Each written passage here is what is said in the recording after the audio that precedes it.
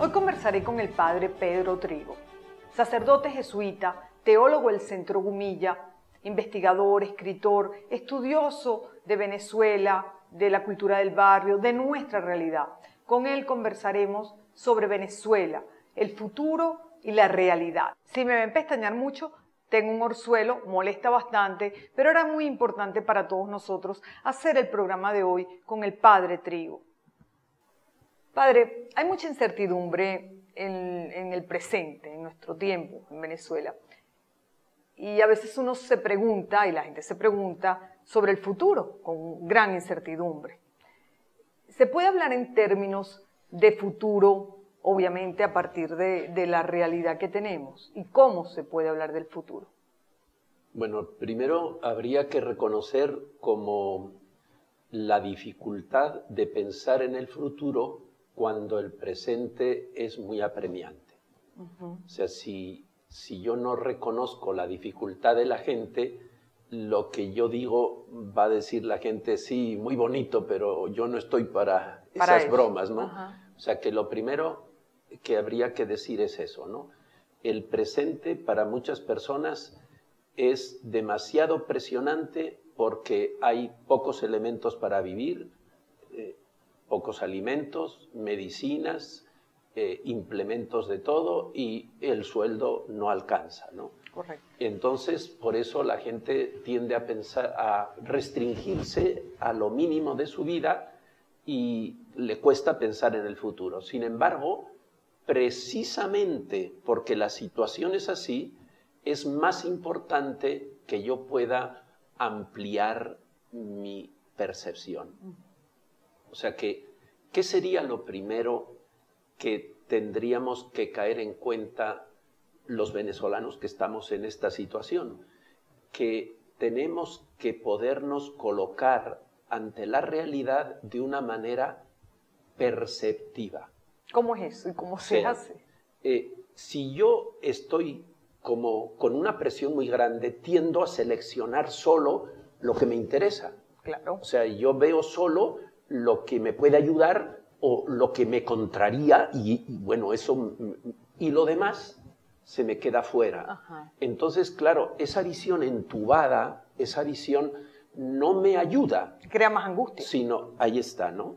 Entonces, restringe mis posibilidades de manejar la situación, porque solamente estoy viendo los problemas que tengo, ¿no?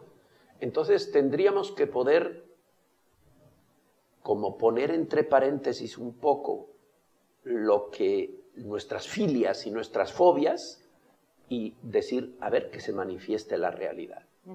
Si yo logro colocarme ante esta perspectiva, yo como cristiano tengo que decir que esa perspectiva es la perspectiva de la persona que cree, porque claro, la persona que cree sabe que el Espíritu de Dios es la última fuerza que está detrás de todo y que es un espíritu solo de vida, solo de amor. Hay otros espíritus que conspiran en contra de eso, pero bueno, para nosotros nuestra apuesta es que el amor tiene la última palabra. Pues si yo me coloco en esa situación, voy a percibir una realidad muy diversificada.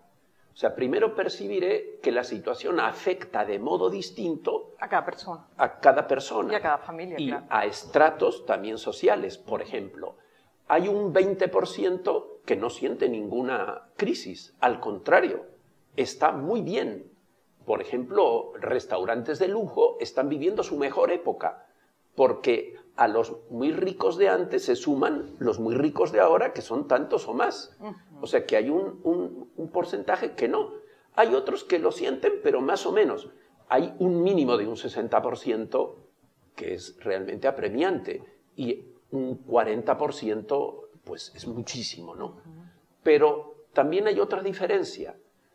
Incluso en una misma familia, la situación puede afectar igual, pero yo puedo responder de una manera distinta. Por las herramientas que tengo internamente. Claro. O sea, esto es lo más importante. O sea, una cosa es cómo me afecta a mí la situación y otra cosa es cómo respondo yo a esa situación. Pero usted sabe que todo el mundo no tiene ni la misma paz interior, ni la misma capacidad para absorber y analizar y priorizar los problemas. Sí, pero ¿qué le diría yo desde mi punto de vista cristiano? Ajá. Que todos tenemos al Espíritu de Jesús que nos permite liberar nuestra libertad para que nuestra vida no sea reactiva. Claro. Yo hago conforme a lo que me hacen, sino que mi vida nazca de mí. Claro. Mi paz interior. Entonces, bueno, a lo mejor no tengo paz, a lo mejor estoy muy angustiado, pero incluso con esa angustia yo tengo libertad. Por ejemplo, Jesús en el huerto de los olivos estaba angustiadísimo, estaba tan angustiadísimo que se estaba muriendo de tristeza. Y sin embargo tuvo la libertad para poder decir, bueno, yo quiero que esto pase cuanto antes, pero que se haga tu voluntad. O sea que todos tenemos esa libertad. Entonces, esto me parece que es la primera cosa como interesante. Sí, claro. La situación me puede presionar mucho, me afecta mucho, pero puede no influirme nada. Porque yo digo, no, yo soy el dueño de mi vida y yo reacciono así. ¿Qué quiero decir yo como lo que me parece que es más importante? Que aunque es verdad que tengo que reconocer que esta es una situación de pecado, porque la vida no vale nada, hay una violencia impune, porque hay muy poco trabajo productivo y porque hay una opacidad en la vida pública que uno no sabe a qué atenerse. Sin embargo, esa situación de pecado que afecta a mucha gente muy profundamente no determina a mucha gente. Es decir, que yo creo que hay una mayoría de los venezolanos que vive con libertad liberada. Por ejemplo, mucha gente de barrio no tiene elementos para vivir. Está viviendo la angustia de la indefensión. Y de la supervivencia, claro. Pero además de la indefensión total, ¿no? De que, bueno, la violencia puede hacer cualquier cosa en cualquier momento y no va a pasar nada. Y sin embargo, él sabe que nunca va a cometer violencia. Incluso que yo tengo mi dignidad y que no cancelo mi dignidad por nada. Esa es la mayor riqueza que tenemos en Venezuela. Eso es lo que yo siempre he pensado, padre, que los extremos de cualquier naturaleza siempre son los que hacen más ruido.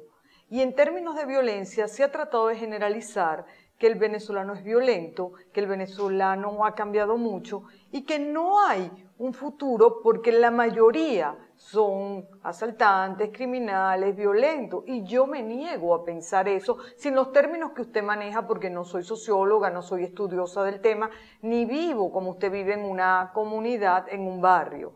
Pero la lógica dice que no somos así los venezolanos en términos generales.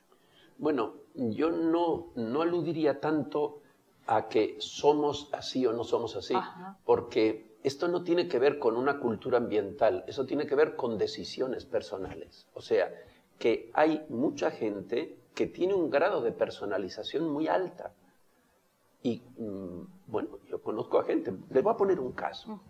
Una persona de la comunidad de Petare que acompaño desde los años 70, sale una cosa del Evangelio y dice, eso es lo que me pasó a mí. Y le digo, Lina, ¿qué te pasó a ti? Y dice, bueno, me llama por teléfono un policía para decirme que le entregue tanto dinero para que él le mate al que mató a mi hijo.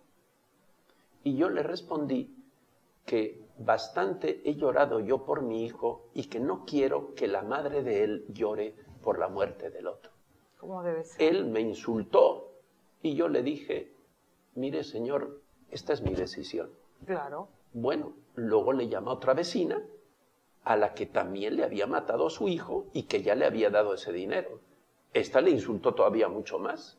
La otra no levantó la voz y siguió diciendo, yo no quiero que haya más violencia, demasiado estoy sufriendo yo, no quiero que sufra nadie. Una persona así es para hacerle un monumento. Totalmente. Y personas así hay muchas, muchas. O sea que yo no voy a negar que la situación no sea apremiante, que sea muy fuerte. Dios no quiere que tengan que existir héroes, quiere que la situación sea normal y que podamos vivir de una manera normal. Convivir.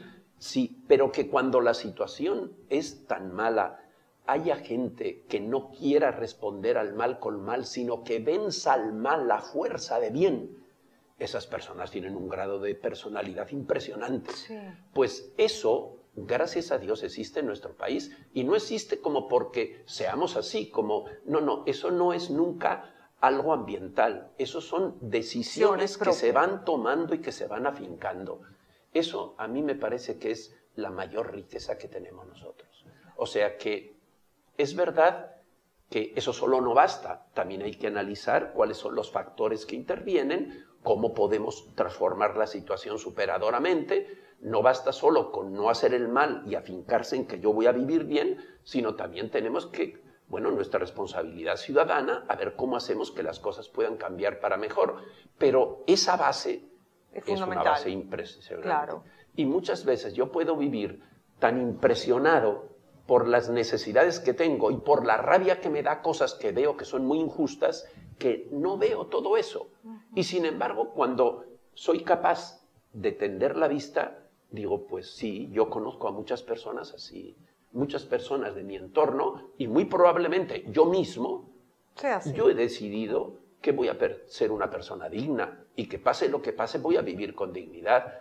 O sea que eso da mucho ánimo. Claro, esas son las herramientas que tenemos para poder proyectar, o son algunas, para poder proyectar un futuro diferente. Claro, porque si fuera verdad que uno es un reaccionario, o sea que yo hago conforme me hacen, no tendríamos mucha esperanza. Esto sería solamente la guerra de todos contra todos. ¿Qué podríamos esperar? Una violencia horizontal cada vez más difusa y que se agrave todo y que pase cualquier cosa. O sea que la situación objetiva podría redundar en que esto se lo llevó quien lo trajo, como se dice, ¿no? Pero hay mucha gente que se resiste a eso, que dice, no, yo no lo voy a hacer. Y en ese sentido, el cambio de una situación, o sea, por ejemplo, que nos pusiéramos de acuerdo en que no hubiera impunidad, es fundamental. Que hubiera una cohesión social mayor, que nuestras diferencias políticas no se magnificaran. A eso iba. Si usted tuviera que enumerar algunas premisas básicas donde todos los venezolanos, o la mayoría de los venezolanos, coincidiéramos para echar al país adelante, en este momento, ¿cuáles serían? Bueno, a nivel de lo más elemental de todo, la vida es sagrada. Sí, claro. Las personas todas somos sagradas y por tanto yo no puedo ni matar a nadie, ni robar a nadie, ni hacer violencia a nadie, ni tampoco despreciar y excluir a nadie, ni tampoco a los que hacen mal. Yo tengo que apostar, esto me parece que es lo más difícil, por la rehabilitación de las personas que han incurrido en delitos. O sea, eso es lo más difícil. Creo que echando a lo más bajo, por lo menos hay 1 millón de personas que se están aprovechando de la situación y que no viven con su dignidad.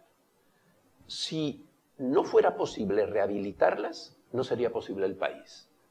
Porque si la gente dice, no, el que la hace la paga, muy bien, hay cárceles para 1 millón de personas. Pero además, ¿quién le va a llevar a la cárcel? Si muchos policías también necesitan ser rehabilitados. Además, ¿cómo van a estar en la cárcel? Si muchos carceleros necesitan ser rehabilitados. Pero además, ¿quién le va a condenar? Si muchos jueces también necesitan ser rehabilitados. O sea, tenemos que pensar que si no hay posibilidad de rehabilitación, el país es inviable. Claro. Esto sería como lo primero de todo. O sea, la persona es sagrada. Y tenemos que tratar del bien de todas las personas. No podemos, como decir, bueno, estos que hagan lo que les... No. Bueno, 1 millón de personas en un país de unas 35 millones es mucha gente. Por eso es un porcentaje muy importante. Por eso es lo que digo, que si no hay posibilidad de rehabilitación, el país no es viable. Segunda cosa, lo económico. O sea, tenemos que convencernos de que cualquier cosa que no pase por la empresa privada es, si lo queremos decir desde el punto de vista pesimista, es peor que la empresa privada. O sea, si nos parece que lo de la empresa privada está mal, pues Cualquier otra cosa es peor. O sea, ¿qué tenemos que hacer? Tenemos que contar con la empresa privada. Hay que dar seguridad jurídica a la empresa privada. Pero también la empresa privada tiene que cumplir su función social. Entonces, esas dos cosas tienen que componerse. Tienen que ir de la mano. Gracias a Dios, algunos empresarios, a todos los niveles, desde los pequeños, los medianos y los más grandes, han aprendido la lección de esto y sí están dispuestos a vivir con responsabilidad social. Eso es lo primero. O sea, el gobierno tiene que respetar a la empresa privada, no puede ver otro camino, los caminos verdes no funcionan y la empresa privada tiene que cumplir su función social. Tanto en el aspecto productivo como en el aspecto de repartir. De atender a las comunidades. Cualquier cosa que no sea el comercio está demostrado que es peor. Todo lo que ha hecho el gobierno para sustituir al comercio, que ha producido mucho más corrupción y costos muchísimo más elevados. Más carencias. Y, bueno, pues todas las colas, todo el desgaste, todo tiene que ver con eso. O sea, tiene que poder haber productividad, tiene que poder haber distribución libre, pero tiene que haber también responsabilidad con las comunidades. En los que distribuyen y en los que producen. Claro. Y las dos cosas se pueden componer. Pero para eso también tenemos que sincerar el cambio. O sea, no puede ser que el cambio oficial sea 10, que el cambio libre sea 1000. ¿Por qué? Porque eso se presta a una corrupción espantosa. Y porque si yo obligo a lo de 10, no va a haber producción nacional, porque no puedo producir a un costo más barato de lo que a mí me cuesta. Sí, a un costo irreal. Eso no puede ser. Tengo que sincerar el cambio. Eso también el gobierno tiene que convencerse, si no, un gobierno que venga, eso tiene que acometer. Tercera cosa importantísima, el Estado tiene que ser lo más independientemente posible del gobierno. Vamos a poner un caso sencillo que ha pasado en Venezuela. Todo lo de la erradicación de enfermedades ambientales que comienza en la última etapa de Chávez. Ha habido funcionarios que han estado hasta este gobierno. ¿Por qué? Porque todos los gobiernos sabían que eso no tenía nada que ver con el gobierno, que eso era una cosa del país. Que haya saneamiento ambiental para que no haya ese tipo de enfermedades, pues eso es una cosa que en cualquier hipótesis, sea el gobierno que sea, tiene que hacerse. O sea que hay muchísimas cosas en el Estado que el gobierno mejor es que lo toque lo menos posible. Lo más que puede hacer es una insistencia. Por ejemplo, vamos a poner la educación. Que un gobierno diga, yo voy a insistir más en la educación técnica. Ok, perfecto. Pero, ante todo, el educador tiene que responder ante los usuarios, no ante el gobierno, ante los usuarios. Usted ha tocado un tema fundamental para que un país se desarrolle y una sociedad, la educación. Pero, igual que la educación, puedo decir toda la salud. Sí, la salud, la educación, o sea, claro. Todo eso, un médico ante quién tiene que responder, ante los pacientes, no ante todo ante el gobierno. Eso no tiene ningún sentido. Claro. O sea, ¿qué se tiene que pedir ante todo? Eso. La calidad. Claro, entonces tiene que haber una carrera administrativa y eso tiene que ser totalmente independiente. La calidad y la profesionalización. Bueno, ese es un punto fundamental. ¿Quién intentó hacer eso en toda la época de la democracia? El segundo gobierno de Caldera, Teodoro Petkov. ¿Por qué no se hizo? Porque Alfaro Usero dijo, yo me opongo totalmente, porque le parecía que había muchos de su partido que no tenían las condiciones suficientes para el cargo y que iban a ser sustituidos. Bueno, eso no puede ser. Hemos aprendido todos estos años la necesidad de profesionalizar bueno, pues ese es un punto, apropiadamente cada carrera. Eso es un punto de honor. Y que cada funcionario entienda lo importante que es el conocimiento Claro. del área en donde se va a desempeñar. Y la responsabilidad con los usuarios. No solamente que yo conozca lo que tengo que hacer, sino que tengo que responder ante ellos. Ser político significa servicio público. Bueno, claro. Por lo tanto, tienen que deberse a un país y a una... Esa es la otra cosa. Hemos dicho esto del Estado. Ahora, el gobierno. El gobierno, ¿qué es lo primero de todos para que el gobierno sea democrático? Que sea responsable. ¿Cómo hay que entender responsable a nivel político? No solo que yo sea una persona responsable con lo que estoy haciendo, en el sentido que lo solemos decir, sino el sentido literal de la palabra. Responsable viene del latín, responsa, respuesta. Es decir, yo soy un mero mandatario de los que me han elegido y por tanto tengo que responder ante ellos. Ese es el punto de honor. Claro. O sea, el gobierno no puede hacer lo que quiera. Ha recibido un mandato de los ciudadanos y tiene que responder ante ellos, incluso a nivel penal, porque yo soy responsable, y también a nivel administrativo. Bueno, este punto también es un punto fundamental. En esas cosas, en todo lo que usted ha mencionado, que son unos 5 puntos, nos tenemos que poner de acuerdo como premisa básica todos los venezolanos para echar un país adelante. Bueno, ¿qué sería lo más deseable? Ajá. Que viéramos eso, o sea, que nos pusiéramos de acuerdo todos, gente del gobierno, gente de la oposición, gente que está pensando en una alternativa, que son 3 posiciones distintas, y entonces que se diga, bueno, esto es lo fundamental. Vamos a ver acuerdos mínimos. O sea, gobierne el que gobierne, sí, va a ser esto. Sí. Entonces, ¿qué sería lo más deseable? Que se dijera, vamos a hacer un gobierno de transición. Los que están en ese gobierno ya no van a estar en el gobierno futuro. Esto solo es de transición. Para que se haga esto. Cuando los acuerdos, estos básicos, se hayan cumplido, ok, elecciones y entonces a ver quién gana. Pero el que vaya a ganar tiene que respetar esto. ¿Y con qué nos vamos a encontrar? Bueno, ¿qué tienen que caer en cuenta? Porque teorizar y decir qué es lo deseable, Sí. pero no necesariamente lo deseable es con lo que uno se encuentra. Bueno, pues ¿qué tienen que caer en cuenta tanto el gobierno como la oposición? ¿Qué ha pasado con el gobierno? Que ha dejado de gobernar y se ha dedicado a la propaganda y a defender su permanencia en el poder. Ya la propaganda la ha dejado, porque las grandes palabras, ante una realidad tan terrible, pues claro, se vuelven irónicas, ¿no? La realidad nos está pasando por encima. Bueno, entonces se dedica solo a esto. ¿Qué tiene que caer en cuenta la oposición? Que si hubiera un revocatorio y la oposición gana, va a tener que emplear muchísimas energías, lo mismo en conservar el poder, porque el chavismo en la oposición, bueno, puede hacer muchísimas cosas, ¿no? Entonces, por eso es muy deseable que tanto el uno como el otro caigan en cuenta de la realidad que tenemos y que es lo mínimo para de echar que el país adelante. El país es lo más importante, no mi poder o tu poder. Y para eso que tiene que haber una presión tremenda de los ciudadanos que les haga ver que lo fundamental no es que yo permanezca en el poder o que yo conquiste el poder, sino que estos acuerdos mínimos para que el país salga a flote, eso es lo que ustedes tienen que gestionar. Y eso es lo que va a dar gobernabilidad, y eso es lo que va a dar estabilidad, y es lo que va a dar un pequeño bienestar. Bueno, pues eso es lo que me parecería como lo más importante, pero para eso tiene que haber como una opinión. O sea, los ciudadanos tienen que estar muy claros en eso y presionar a cualquier político para que se aboque a eso.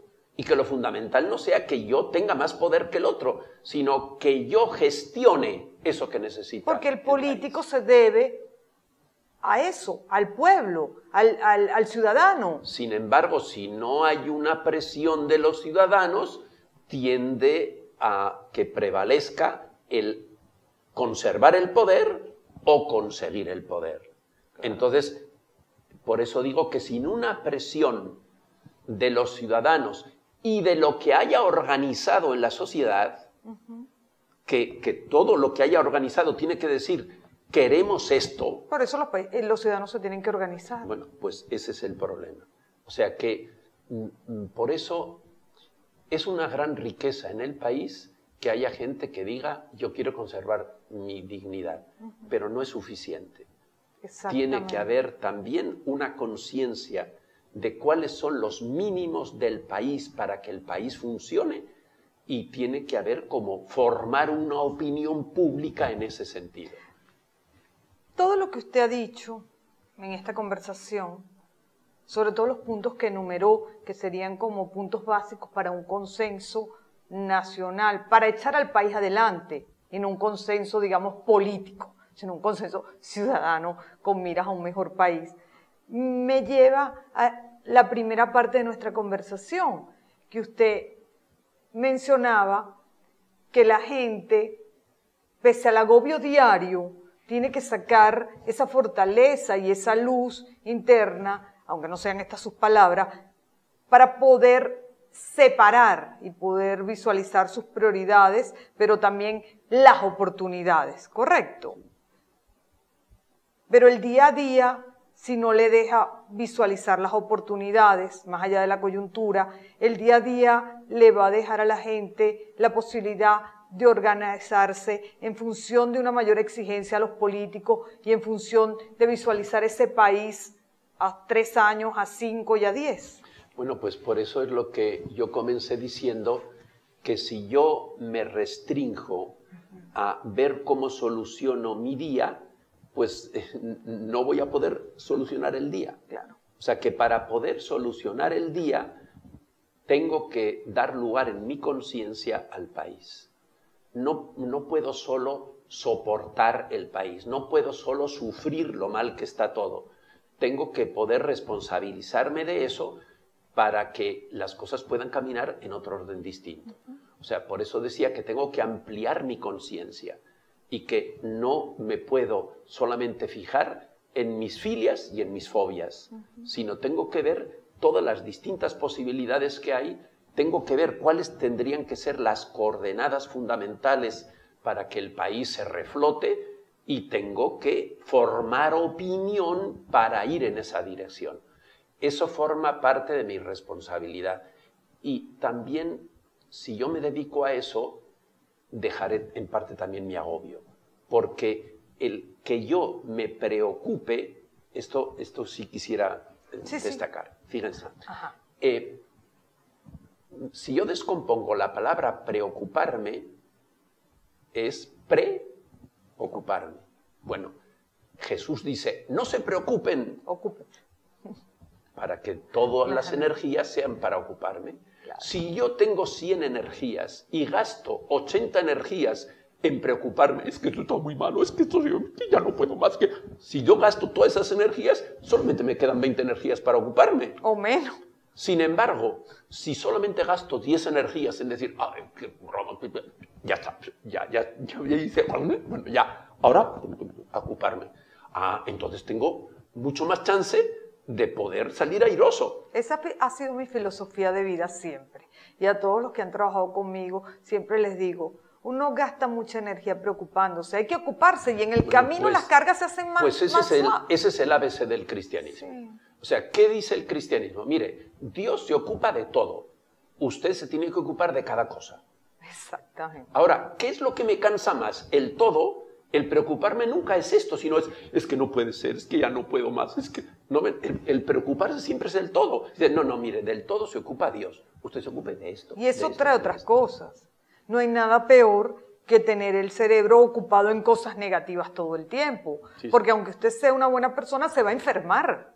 No puede estar todo el tiempo retroalimentándose de negatividad. Sí. O sea que por eso el ocuparse siempre es algo positivo. Y yo tengo que, por ejemplo, tengo que estar en mi casa.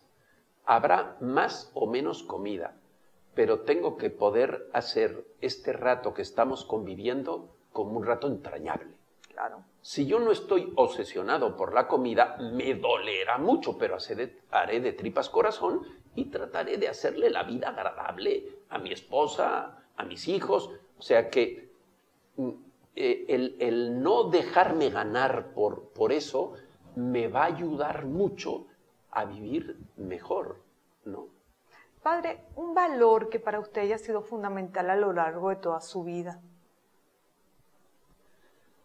Bueno, lo más importante para mí es la relación. O sea que lo típico de la sociedad contemporánea es que lo que tiene realidad es el individuo. O sea, yo soy yo y tengo que ser cada vez más yo. Y me tengo que preocupar por ser cada vez más yo. No, para mí lo fundamental es la relación. O sea, yo tengo que preocuparme cada vez más de ser más hijo de Dios, de ser más hermano de los demás, Y eso de hermano de los demás lo hago de una manera diferenciada según sea cada uno. Bueno, en cuanto yo atiendo a esto, me parece que, bueno, que yo me habito. Claro. O sea que yo, vamos a decir, en lo que es útil, lo que yo doy, me quedo sin ello. Yo tengo 1000 bolívares, doy 500 bolívares, me quedo con 500. Pero lo que es valioso, solo tengo lo que doy. Sí. Si yo no doy a nadie esperanza, no tengo esperanza. Si yo no doy a nadie amor, no tengo amor. Lo que uno da se le devuelve. Claro, al darlo es cuando lo recibo. Claro, yo siempre... Entonces, por eso, esto es lo más importante.